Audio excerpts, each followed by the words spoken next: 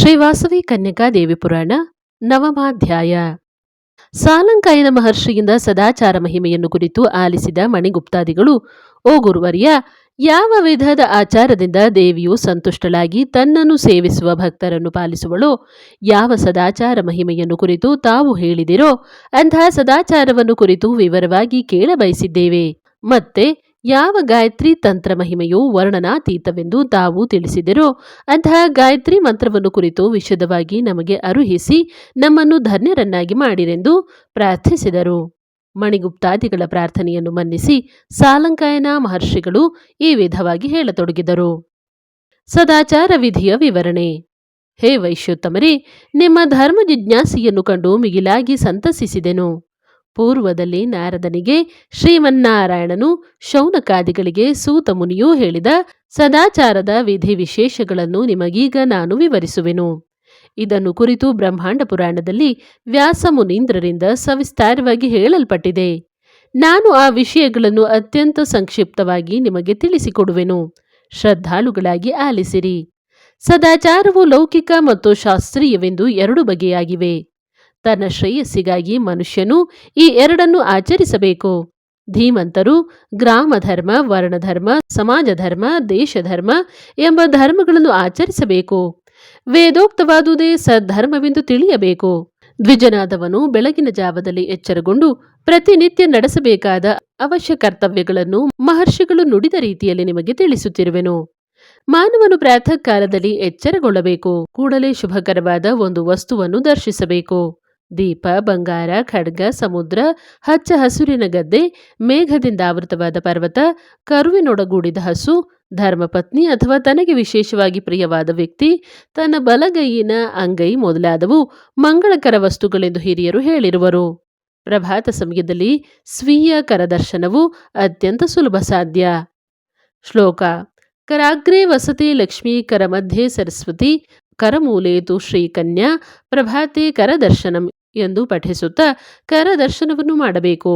ಆ ಬಳಿಕ ಸಮುದ್ರವಸನೆ ದೇವಿ ಪರ್ವತಸ್ಥನ ಮಂಡಲೆ, ವಿಷ್ಣು ಪತ್ನಿ ನಮಸ್ತುಭ್ಯಂ, ಪಾದಸ್ಪರ್ಶಂ ಕ್ಷಮಸ್ವಮೇ ಎಂದು ಹೇಳಿ ಭೂದೇವಿಗೆ ನಮಸ್ಕರಿಸಿ ಹಾಸಿಗೆಯ ಮೇಲಿಂದ ನೆಲದ ಮೇಲೆ ಕಾಲನ್ನಿಡಬೇಕು. ಆ ನಂತರ ದೇಶ, ಕಾಲ, ಪಾತ್ರಾದಿಗಳನ್ನು ಅರಿತು ಶೌಚಕ್ರಿಯೆಯನ್ನು ನಿರ್ವಹಿಸಬೇಕು.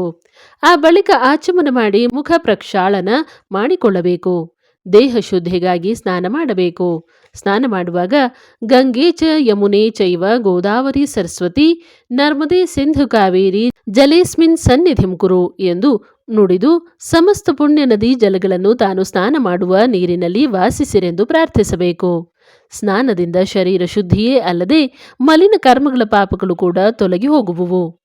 ಸ್ನಾನದ ನಂತರ ಶುದ್ಧ ವಸ್ತ್ರಗಳನ್ನು ಧರಿಸಿ ದೇವ, ಋಷಿ, ಪಿತೃಗಳ ಪ್ರೀತಿಗಾಗಿ ಅರ್ಘ್ಯ ಪ್ರದಾನಗಳನ್ನು ಆಚರಿಸಬೇಕು. ಅನಂತರ ಯಥಾವಿಧಿಯಾಗಿ ವಿಭೂತಿ, ಕುಂಕುಮ, ತಿಲಕಗಳನ್ನು, ರುದ್ರಾಕ್ಷಿ ಮಾಲಾಗಳನ್ನು ಧರಿಸಬೇಕು. ರುದ್ರಾಕ್ಷಿಗಳು ರುದ್ರನ ನೇತ್ರಗಳಿಂದ ಪ್ರಭವಿಸಿವೆ ಎಂದು ಹಿರಿಯರ ನುಡಿ. ರುದ್ರಾಕ್ಷಿ ಧಾರಣೆಯು ಶಿವಜ್ಞಾನಕ್ಕೆ ಪರಮ ಸಾಧನ. ಎಲ್ಲ ಆಶ್ರಮದವರು, ಎಲ್ಲ ವರ್ಣದವರು ರುದ್ರಾಕ್ಷಿಗಳನ್ನು ಧರಿಸಬಹುದು. ಸದಾಚಾರಪರರು ತಮ್ಮ ಇಚ್ಛಾನುಸಾರವಾಗಿ ತುಳಸಿ ಮಾಲೆಗಳನ್ನು, ಸ್ಫಟಿಕ ಹಾರಗಳನ್ನು ಕೂಡ ಧರಿಸಬಹುದು. ತುಳಸಿ ಧಾರಣೆಯಿಂದ ಶಾಂತಗುಣ, ಸಾಧುತ್ವಗಳು ಬೆಳೆಯಬಲ್ಲುವು. ಸ್ಫಟಿಕ ಧಾರಣೆಯಿಂದ ಕಾರ್ಯದೀಕ್ಷೆ, ದೃಢತ್ವಗಳು ವೃದ್ಧಿ ಹೊಂದುವುವು. ರುದ್ರಾಕ್ಷಿ, ತುಳಸಿ, ಸ್ಫಟಿಕಗಳಿಂದ ಪವಿತ್ರತೆ, ನಿರ್ಮಲತ್ವ, ಆಧ್ಯಾತ್ಮಿಕ ಜ್ಞಾನಾಭಿವೃದ್ಧಿ ಉಂಟಾಗುವುದೇ ಅಲ್ಲದೆ ಅನೇಕ ಶಾರೀರಿಕ ವ್ಯಾಧಿಗಳು ಉಪಶಮನವಾಗುವುವು. ವೈಶ್ಯಶ್ರೇಷ್ಠರೇ, ಪದ್ಮಪುರಾಣದ ಉತ್ತರಕಾಂಡದಲ್ಲಿ ತುಳಸಿ ಮಹತ್ವವನ್ನು ಸವಿವರವಾಗಿ ತಿಳಿಸಲ್ಪಟ್ಟಿದೆ. ಈಗ ಪುಣ್ಯಪ್ರದವಾದ ಸಂಧ್ಯೋಪಾಸನೆಯನ್ನು ಕುರಿತು ಕೇಳಿರಿ. ಪ್ರಭಾತ ಸಮಯದಲ್ಲಿ ಪ್ರಾತಃ ಸಂಧ್ಯೆಯನ್ನು ಸೂರ್ಯನು ನಡುನೆತ್ತಿಯ ಮೇಲಿರುವಾಗ, ಮಧ್ಯಾಹ್ನ ಸಂಧ್ಯೆಯನ್ನು ರವಿಯು ಅಸ್ತಮಿಸುವ ಮೊದಲೇ, ಸಾಯಂ ಸಂಧ್ಯೆಯನ್ನು ಮಾನವನು ಉಪಾಸಿಸಬೇಕು. ಸಂಧ್ಯೋಪಾಸನೆಯಲ್ಲಿ ಗಾಯತ್ರಿಯನ್ನು ಉಪಾಸಿಸುವುದು ಬಲು ಮುಖ್ಯವಾಗಿದೆ. ಗಾಯತ್ರಿ ಸಮಚರ್ಯೆಯು ಸರ್ವವೇದ ಸಾರಭೂತವಾದುದು. ಗಾಯತ್ರಿಯು ಶ್ರೀಕನ್ಯಾದೇವಿಗೆ ಅಪರೂಪವೇ ಎಂದು ತಿಳಿಯಲಾಗುವುದು. ಸಂಧ್ಯೋಪಾಸನೆಯ ಅಂಗವಾಗಿ ಹಣೆಯಲ್ಲಿ ಅವರವರ ಸಂಪ್ರದಾಯಗಳನ್ನು ಅನುಸರಿಸಿ ತಿಲಕವನ್ನು ಧರಿಸುವುದು ಉತ್ತಮ ಕರ್ತವ್ಯವು. ಹಣೆಯಲ್ಲಿ ಧರಿಸುವ ವಿಭೂತಿಯ ಹಿರಿತನವು ವಿಶಿಷ್ಟವಾದುದು. ಆದ್ದರಿಂದ ಭಸಿತವೆಂದು ಪಾಪಗಳನ್ನು ಭಸ್ಮ ಮಾಡುವುದಾದ್ದರಿಂದ ಭಸ್ಮವೆಂದು ಅಣಿಮಾದಿ ವಿಭೂತಿಗಳನ್ನು ಉಂಟು ಮಾಡುವುದಾದ್ದರಿಂದ ವಿಭೂತಿ ಎಂದು ರಕ್ಷಣೆಯನ್ನು ನೀಡುವುದಾದ್ದರಿಂದ ರಕ್ಷಕಿ ಎಂದು ಈ ವಿಭೂತಿ ಭಸ್ಮವು ಕರೆಯಲ್ಪಡುತ್ತಿದೆ. ಹಣೆಯಲ್ಲಿ ಊರ್ಧ್ವ ಪುಂಡ್ರಗಳನ್ನು ಧರಿಸುವವರು ಬೆಳಗುತ್ತಿರುವ ದೀಪಶಿಖೆಯಂತಾಗಲಿ, ಬಿದುರೆಲೆಯಂತಾಗಲಿ, ಕಮಲದ ಮೊಗ್ಗಿನಂತಾಗಲಿ, ತ್ರಿಶೂಲದಂತಾಗಲಿ, ಪೂರ್ಣಚಂದ್ರನಂತಾಗಲಿ, ಚತುಷ್ಕೋನಯುತವಾಗಿಯಾಗಲಿ ಅವರವರ ಸಂಪ್ರದಾಯಗಳನ್ನು ಹಿಡಿದು ಅವುಗಳನ್ನು ಧರಿಸುವರು. ಹಾಗಲ್ಲದೆ ಕುಂಕುಮ ತಿಲಕ ಧಾರಣೆ ಮಾಡುವವರು ಹಣೆಯಲ್ಲಿ 2 ಕಣ್ಣುಗಳ ತುದಿಗಳವರೆಗೂ ವಿಭೂತಿಯನ್ನು ಧರಿಸಿ ತ್ರಿಕೂಟಿ ಅಥವಾ ಅಮೃತ ಪ್ರದೇಶವೆನಿಸಲ್ಪಡುವ ಭ್ರುಕುಟಿ ಮಧ್ಯದಲ್ಲಿ ಚಂದನದಿಂದ ಕೂಡಿದ ಕುಂಕುಮವನ್ನು ಚಂದ್ರಬಿಂದಾಕೃತಿಯೊಡನೆ ತಿಲಕವಾಗಿ ಧರಿಸಬೇಕು. ಶ್ರೀದೇವಿಯಾದ ಪರಾಂಬಿಕೆಯು ಎಂಥ ತಿಲಕ ಧಾರಣೆ ಮಾಡುವವರ ಯೋಗಕ್ಷೇಮಗಳನ್ನು ವಹಿಸಿ ಅವರಿಗೆ ಕೈವಲ್ಯವನ್ನು ಪ್ರಸಾದಿಸುವಳೆಂದು ಲಲಾಟದಲ್ಲಿ ಕುಂಕುಮವನ್ನು ಧರಿಸುವುದು ಶ್ರೀಕನ್ಯಾದೇವಿಗೆ ಪ್ರೀತಿಕರವೆಂದು ಹಿರಿಯರು ವಿಶದವಾಗಿ ತಿಳಿಸಿರುವರು. ತ್ರಿಪುಂಡ್ರ, ಊರ್ಧ್ವಪುಂಡ್ರ, ಕುಂಕುಮ ತಿಲಕಾದಿಗಳನ್ನು ಅವರವರ ಸಂಪ್ರದಾಯಗಳನ್ನು ಅನುಸರಿಸಿ ಸದಾಚಾರಿಗಳು ಧರಿಸುತ್ತಿರುವರು. ಈ ವಿಧದಲ್ಲಿ ತಿಲಕಗಳನ್ನಿಟ್ಟುಕೊಳ್ಳುವುದನ್ನು ಶಿರೋವ್ರತವೆಂದು ಕರೆಯುವರು. ಅಥರ್ವ ಶೀರ್ಷೋಪನಿಷತ್ತಿನಲ್ಲಿ ಈ ಶಿರೋವ್ರತವನ್ನು ಕುರಿತು ವಿಪುಲವಾಗಿ ಹೇಳಲ್ಪಟ್ಟಿದೆ. ಶಿರೋವ್ರತವು ಯತಿಗಳಿಗೆ ಜ್ಞಾನವನ್ನು, ವಾನಪ್ರಸ್ಥಿಗಳಿಗೆ ವೈರಾಗ್ಯವನ್ನು, ಗೃಹಸ್ಥರಿಗೆ ಧರ್ಮ ಮಾರ್ಗವನ್ನು, ಬ್ರಹ್ಮಚಾರಿಗಳಿಗೆ ಸ್ವಾಧ್ಯಾಯವನ್ನು ಪ್ರಸಾದಿಸುವುದು. ದೇವತೆಗಳು ಕೂಡ ರಕ್ಷಣೆಗೆ, ಭದ್ರತೆಗೆ, ಪವಿತ್ರತೆಗೆ ತಿಲಕಧಾರಣೆ ಮಾಡುವರೆಂದು ಶಾಸ್ತ್ರಗಳು ತಿಳಿಸಿಕೊಟ್ಟಿವೆ. ಹೀಗೆ ತಿಲಕಧಾರಣೆ ಮಾಡಿದ ಮೇಲೆ ಒಂದು ಪವಿತ್ರ ಸ್ಥಳದಲ್ಲಿ ಕುಳಿತುಕೊಂಡು ಉತ್ತಮವಾದ ಆಚಮನ ಕ್ರಿಯೆ ಸಹಿತ ಸಂಧ್ಯಾವಂದನೆಯನ್ನು ಪ್ರಾರಂಭಿಸಬೇಕು. ಆಚಮನ ಕ್ರಿಯೆಯು ವೈದಿಕ, ಶ್ರೌತ, ಶುದ್ಧ, ಪೌರಾಣಿಕ, ಸ್ಮಾರ್ತ, ತಾಂತ್ರಿಕ ಎಂದು 6 ವಿಧಗಳಲ್ಲಿ ಆಚರಿಸಲ್ಪಡುವುದು.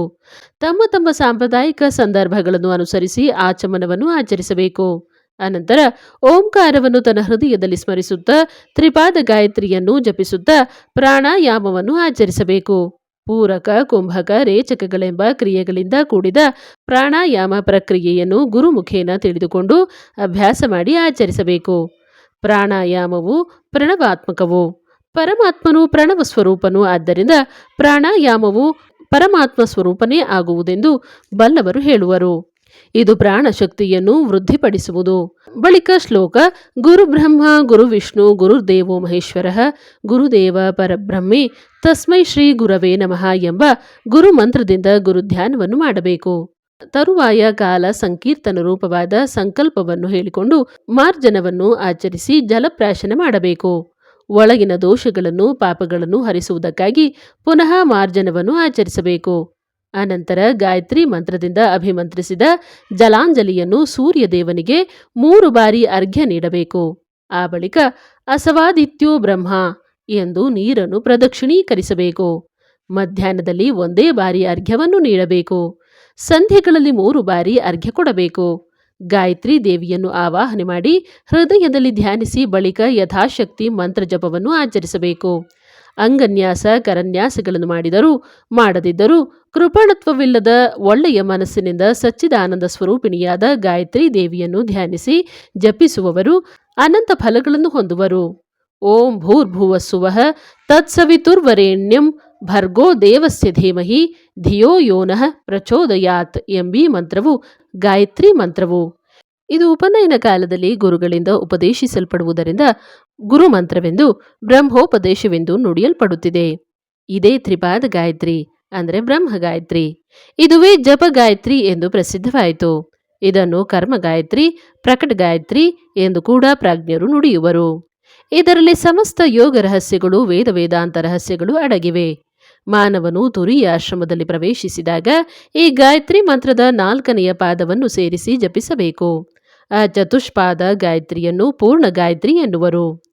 ಈ ಗುಪ್ತ ಗಾಯತ್ರಿ ವಿವರಣೆಯು ಪಂಚದಶಿ ಮತ್ತು ವರವಸ್ಯ ರಹಸ್ಯಗಳಲ್ಲಿವೆ. ಗಾಯತ್ರಿ ಮಂತ್ರ ಜಪವು ಇಹಪರ ಸೌಖ್ಯದಾಯಕವು. ಗಾಯತ್ರಿ ಆದಿಕನ್ಯೆಯಾದ ಯೋಗಮಾಯಾ ಸ್ವರೂಪಿಣಿ ಈ ಶಕ್ತಿಯೇ ಕಲಿಯುಗದಲ್ಲಿ ಸತ್ಯಾಹಿಂಸೆಗಳಿಂದ, ಶಾಂತಿ, ತ್ಯಾಗ, ಕಾರುಣ್ಯಗಳಿಂದ ವಿನೂತನ ವಿಧಾನದಲ್ಲಿ ಲೋಕದಲ್ಲಿ ಧರ್ಮ ಪ್ರತಿಷ್ಠಾಪನೆ ಮಾಡುವುದಕ್ಕಾಗಿ ಶ್ರೀ ಕುಸುಮ ಶ್ರೇಷ್ಠಿಯ ಸದನದಲ್ಲಿ ಶ್ರೀ ವಾಸವಿ ಕನ್ಯಕಾ ನಾಮದಲ್ಲಿ ಅವತರಿಸಿದಳು. ಆದಿಶಕ್ತಿಯೈ ಚ ವಿದ್ಮಹೇ ವಾಸವಿ ದೇವಿ ಧೀಮಹಿ ತನ್ನ ಕನ್ಯಾ ಪ್ರಚೋದಯಾತ್ ಎಂದು ಶ್ರೀ ವಾಸವಿ ಗಾಯತ್ರಿಯನ್ನು ಜಪಿಸುವವರಿಗೂ ಕೂಡ ಮೇಲೆ ತಿಳಿಸಿದ ಸಮಸ್ತ ಫಲಗಳು ಲಭಿಸುವವು. ಸಂಧ್ಯಾ ವಂದನೆಯೆಂದು ಗಾಯತ್ರಿ ಜಪವನ್ನು ಆಚರಿಸಿದ ತರುವಾಯ ಗಾಯತ್ರಿ ತರ್ಪಣವನ್ನು ಆಚರಿಸಬೇಕು. ಆ ಬಳಿಕ ಭೂಮಿಗೆ ನಮಸ್ಕಾರ ಮಾಡಬೇಕು. ದ್ವಿಜರು ತಮ್ಮ ಗೋತ್ರ ಋಷಿನಾಮಗಳುಳ್ಳ ಪ್ರವರವನ್ನು ಹೇಳಿ ನಮಸ್ಕರಿಸಬೇಕು. ಈ ವಿಧದಲ್ಲಿ ಪ್ರಾತಃ ಕಾಲದಲ್ಲಿ ಸಂಧ್ಯಾ ವಂದನೆಯು ವಿಧಿಸಲ್ಪಟ್ಟಿದೆ. ಸಂಧ್ಯಾ ವಂದನೆಯು ಮುಗಿದ ಬಳಿಕ ಅಗ್ನಿ ಕಾರ್ಯವನ್ನು ಆಚರಿಸಬೇಕು. ಆನಂತರ ಸಾವಧಾನ ಚಿತ್ತದಿಂದ ಪಂಚಾಯತನ ಪೂಜೆಯನ್ನು ನೆರವೇರಿಸಬೇಕು. ಮಧ್ಯದಲ್ಲಿ ಶ್ರೀ ಕನ್ಯಕಾ ಪರಮೇಶ್ವರಿಯನ್ನು, ಈಶಾನ್ಯದಲ್ಲಿ ವಿಷ್ಣುವನ್ನು, ಆಗ್ನೇಯದಲ್ಲಿ ಶಿವನನ್ನು, ನೈಋತ್ಯದಲ್ಲಿ ಗಣಪತಿಯನ್ನು, ವಾಯುವ್ಯದಲ್ಲಿ ಸೂರ್ಯನನ್ನು ಇಟ್ಟು ಅರ್ಚಿಸಬೇಕು.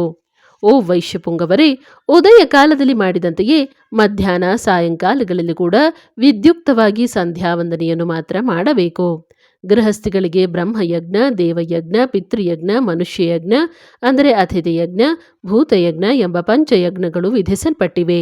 ಬ್ರಹ್ಮನಿಷ್ಠೆ, ಬ್ರಹ್ಮೋಪಾಸನೆ, ಬ್ರಹ್ಮತತ್ವ ವಿಚಾರ, ಪ್ರಣವಧ್ಯಾನ, ಉಪನಿಷತ್ ಪಾರಾಯಣ, ಗೀತಪಾರಾಯಣ ಮುಂತಾದವು ಬ್ರಹ್ಮಯಜ್ಞವೆನಿಸುವುದು. ಪ್ರಾತಃ ಸಾಯಂಕಾಲಗಳಲ್ಲಿ ಅಗ್ನಿ ಕಾರ್ಯವನ್ನು ಮಾಡಿ ಇಂದ್ರಿಯಗಳಿಗೆ, ಇಂದ್ರಿಯಾದಿ ದೇವತೆಗಳಿಗೆ ಹವಿರ್ಭಾಗವನ್ನು ನೀಡುವುದು ದೇವಯಜ್ಞ ಎನಿಸುವುದು. ಪ್ರತಿ ಗೃಹದಲ್ಲೂ ಮಾಡಲ್ಪಡುವ ಈ ಯಜ್ಞಗಳ ಧೂಮದಿಂದ ದೇಹಬಲ, ಬುದ್ಧಿಬಲ ಹೆಚ್ಚುವುವು. ವಾತಾವರಣದ ಕಲುಷತ್ವವು ಅಳಿದು ಹೋಗುವುದು. ವಾಯುವು ಪರಿಶುದ್ಧವಾಗಿ ಜೀವಿಗಳಿಗೆ ಆರೋಗ್ಯ ಉಂಟಾಗುವುದು.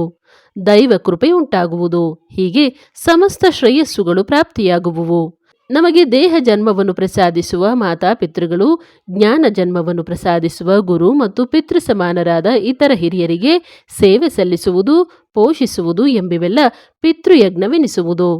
ನಮ್ಮ ಗೃಹಗಳಿಗೆ ಬರುವ ಲೋಕೋಪಕಾರ ಪರಾಯಣರಾದ ಹಿರಿಯರು, ವಿದ್ವಾಂಸರು, ಸ್ವಾಮಿಗಳು, ಮಿತ್ರರು ಮೊದಲಾದ ಸಜ್ಜನರಿಗೆ ಆತಿಥ್ಯವನ್ನಿತ್ತು ಸತ್ಕರಿಸುವುದು ಅತಿಥಿ ಯಜ್ಞ ಎನಿಸುವುದು.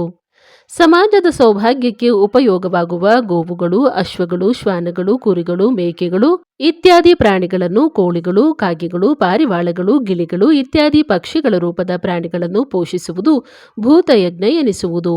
ಅವುಗಳನ್ನು ಆಚರಿಸಬೇಕು. ಪ್ರತಿದಿನವೂ ಗೃಹಸ್ಥಿಗಳು ಮಾಡುವ ಗೃಹ ಕೃತ್ಯಾದಿಗಳಿಂದ ಕ್ರಿಮಿಕೀಟಗಳು ಮರಣಿಸುತ್ತಿರುತ್ತವೆ. ಇಂಥ ಚರ್ಯಗಳಿಂದ ಪ್ರಾಪ್ತವಾಗುವ ಪಾಪಗಳನ್ನು ಅವರು ಕಳೆದುಕೊಳ್ಳಬೇಕು. ಸೊಪ್ಪು, ತರಕಾರಿ, ಪತ್ರೆ, ಹಣ್ಣುಗಳು ಮೊದಲಾದ ಪದಾರ್ಥಗಳನ್ನು ಅಗ್ನಿಯಲ್ಲಿ ಹಾಕಿ ದೇವತೆಗಳಿಗೆ ಸಮರ್ಪಿಸಿದ ತರುವಾಯವೇ ಭುಜಿಸಬೇಕು. ಅಗ್ನಿ ಕಾರ್ಯಗಳನ್ನು ಮಾಡದವರು ತಾವು ಮಾಡುವ ನಿತ್ಯ ಪೂಜೆಯಲ್ಲಿ ಆಹಾರ ಪದಾರ್ಥಗಳನ್ನು ದೇವತೆಗಳಿಗೆ ನಿವೇದನೆಯಾಗಿ ಸಮರ್ಪಿಸಿದ ಬಳಿಕ ಮಾತ್ರವೇ ತಾವು ಆಹಾರವನ್ನು ಸ್ವೀಕರಿಸಬೇಕು. ತಾಯಿ, ತಂದೆ, ಗುರು, ಸೋದರರು, ಸೇವಕರು, ಆಶ್ರಿತರು, ಅತಿಥಿಗಳು, ಅಭ್ಯಾಗತರು, ಅಗ್ನಿ ಇವರೆಲ್ಲರೂ ಗೃಹಸ್ಥನಾದ ಯಜಮಾನನಿಂದ ಚೆನ್ನಾಗಿ ಪೂಜಿಸಲ್ಪಡಬೇಕಾದವರು, ಪೋಷಿಸಲ್ಪಡಬೇಕಾದವರು. ಪಾಪರಹಿತರೇ, ಪ್ರತಿಯೊಬ್ಬರೂ ಋಣತ್ರಯ ವಿಮುಕ್ತರಾಗಬೇಕು. ಪ್ರತಿಯೊಬ್ಬರಿಗೂ ದೇವಋಣ, ಋಷಿಋಣ, ಪಿತೃಋಣ ಎಂದು 3 ಋಣಗಳಿರುವುವು. ಮಾನವನು ಬ್ರಹ್ಮಚರ್ಯದಿಂದ ಋಷಿ ಋಣದಿಂದಲೂ ವಿಮುಕ್ತನಾಗಬಲ್ಲನು.